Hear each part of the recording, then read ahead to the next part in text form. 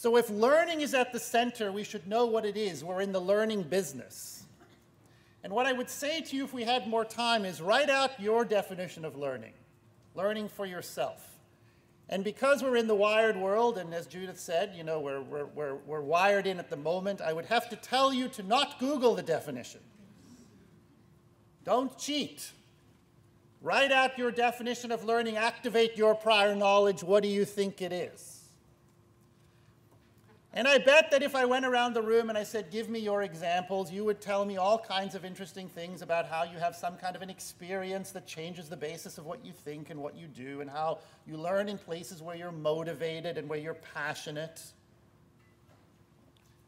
But I'm also willing to bet, because I've got a bit of evidence for this, that you would be missing most likely a particular component of the definition that is one that comes to us by way of the discipline that I work in, because I'm a cognitive psychologist. And the psychological definition of learning and my definition of learning is this: the process through which experience causes permanent change in knowledge or behavior.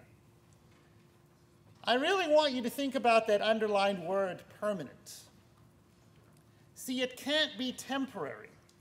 And even if you don't want to think about this for yourself, think about it for the kids that you work with. Is it learning if they learn it just long enough to be able to do well on the test, but then it's gone? To give you what you want to see in the written assignment, but then it's gone. Think about it from that standpoint. The element of permanence really raises the bar of what counts as learning. Now think about it from our standpoint of what professional learning means for us. How many examples do we engage in where we really say afterwards, was there permanence? I think about permanence as the residue, the leftovers. Because if we're talking about learning as the precursor to changing thinking and practice, it can't just change it temporarily.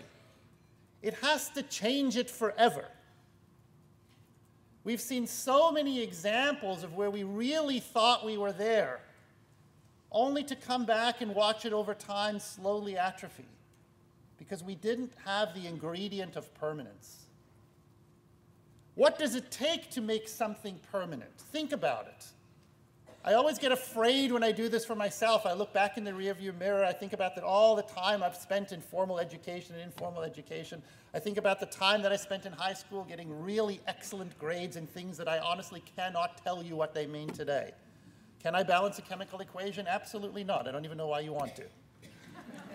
But I know some people do, and it's important. Can I figure out a derivative in calculus? Nope, but I got 98. Do I know why you'd want to? No. But I'm sure it's important.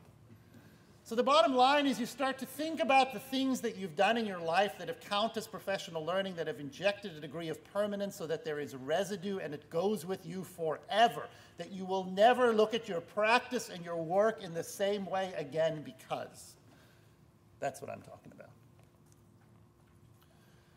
So before we can unpack what it takes to create the conditions for that kind of learning, the permanent kind of learning,